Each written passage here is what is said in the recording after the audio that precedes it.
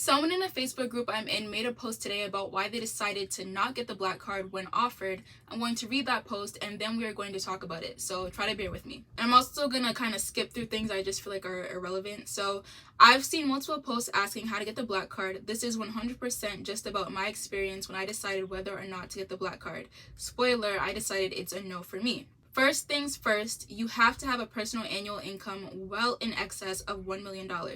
There's lots of people who say there's no set income. That may be true if you are a very famous celebrity or a prominent politician or have a huge trust fund. But for the regulars among us, assume that's the income floor. I didn't get a sleek invite package and hand-signed letter in the mail. My private client bank, CS, asked me, "You want an AMEX Black Card?" Same as she would have asked me if I wanted to supersize my meal. I said, heck yeah, and someone from Centurion reached out so I could start the application process. That didn't mean I would just get it. It just meant that I wasn't going to be waiting for an application. It's got multiple moving parts, but the most important one is your income verification. When you get the info, read all the terms and ask all the questions you can think of. Ask to talk to whoever you want to talk to. Don't feel like you got to convince them you deserve this card. It's hard not to. I seriously felt like, mama, I made it. But at the end of the day, it's just a charge card, and it's an extremely expensive one. A $10,000 initiation fee, a $7,500 annual fee. Your approval comes with a $17,500 price tag. The card wasn't always this expensive. I'm very close to 3 people. They had it and got rid of it as the fees increased. 2 had business, 1 the personal. One of them got it for $1,000 and no initiation. You used to get free black cards for AUs, but at least authorized users.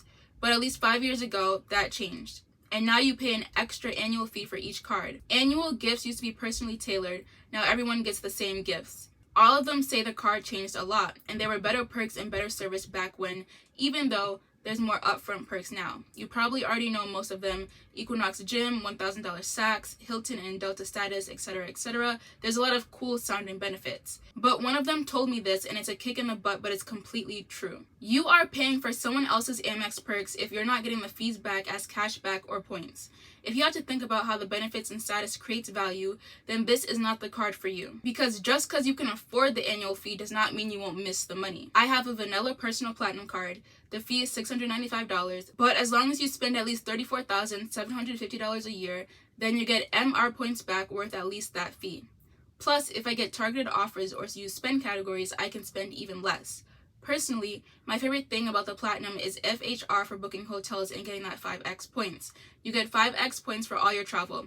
That alone is worth it. Spend $6,950 in the travel portal, and that's your whole card fee. The Personal Black Card has tiered MR points. For purchases over $5,000, you get 1.5 MR. So if you spend $250,000 on big ticket items, that's an extra 125,000 MR points. And that right there is your whole annual fee. But only if you're spending over $5,000 on all your purchases. If you're not, then at 1-to-1 points, you could end up spending $375,000. Figuring that out made me have to get realistic about whether the card would be worth it for me. On average, I spend about $25,000 a month on my Amex.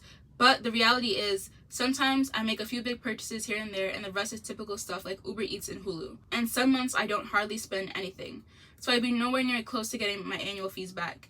And circling back to what my cardholder friend told me, you're just giving money away if you're not getting the cash back or points. Also, like he said, just because you can afford the annual fee doesn't mean you won't miss the money. The initiation fee is $10,000 and fees are $7,500. $17,500 as the initial contribution with an annual deposit for 10 years at a basic rate of return is $130,000 cash. Now, if God says the same, then $130,000 won't mean something to me someday very soon.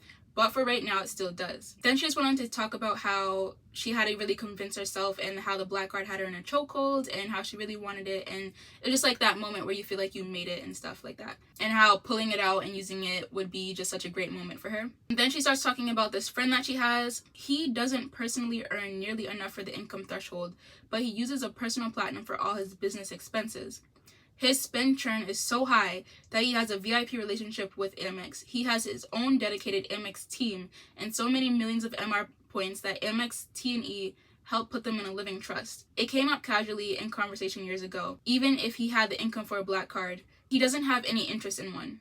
Thinking about that was when it really hit me. So when I set aside my pride and thought about all this practically, that's when I decided not to get the Black Card, at least for now. I'm in a couple of other Amex groups, and when Black Card comes up, people talk about Amex looking at what you buy, and it's good if it's luxury. That is true. Amex's creepy self is reverse engineering your life from your spending, which I just made a video about. It's called Hacking the Amex Algorithm, if you want to go check it out. But there's degrees to what they look at as luxury, and sorrow's prayers, a bag at the Chanel store probably ain't it. But if you want to spark their interest, a couple of suggestions. Buy a winter coat at Brunello Cucinelli. I'm going to put that up here. I don't know how to pronounce that.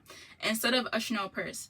Put your charity donations on your Amex, as well as your annual school donations, your sorority. If you belong to very exclusive members-only clubs, put any charges you make when you visit the club on your Amex.